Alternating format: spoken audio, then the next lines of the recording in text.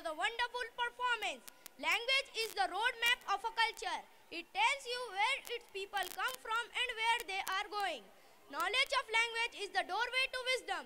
Now we present a Marathi speech by 6th standard student Adiba from Central Naka branch. Assalamu alaikum wa rahmatullahi wa barakatuhu.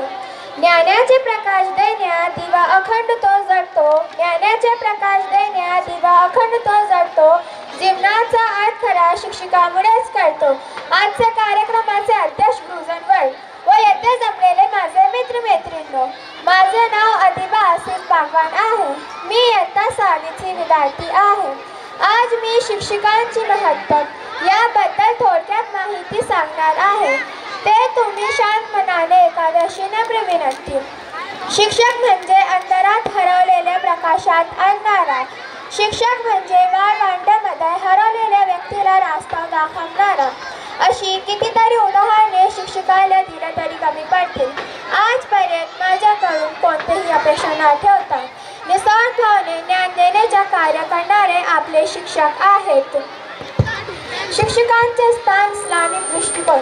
इस्लाममध्ये ज्ञानाचे प्रकाश देणारी यांना उच्च स्थान दिलेले गेले आहेत.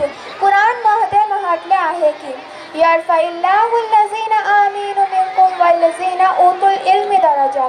अल्लाह त्या लोकांना उच्च स्थान देईल जी इमानदार आहेत आणि ज्यांना ज्ञान दिलेले गेले आहेत.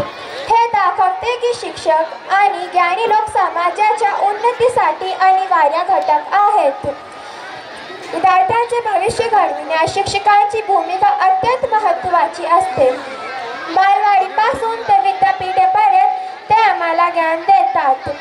म्हणून शिक्षकांचे सन्मानामध्ये 5 सप्टेंबर रोजी शिक्षक दिवस साजरा केला जातो. त्या दिवशी भारताचे माजी राष्ट्रपती तसेच आदर्श शिक्षक डॉक्टर सर्वपल्ली राधाकृष्णन यांचा जन्मदिवस असतो. असे म्हणतात की एक पुस्तक, एक पेन, एक विद्यार्थी आणि एक शिक्षक हे संपूर्ण जग बदलू शकतात. शिक्षक हे विद्यार्थ्याला ज्ञान देण्याबरोबरच जीवन कसे जगावे हे शिकवतात.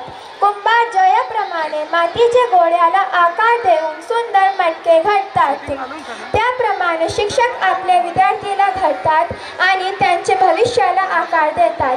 शिक्षकांच्या हातात देशाचे भविष्य असते.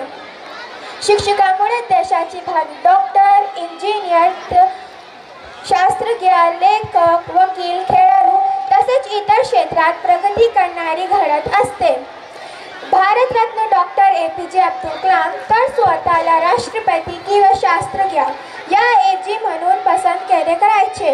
एवढा हा शिक्षक पेशा श्रेष्ठ आहे.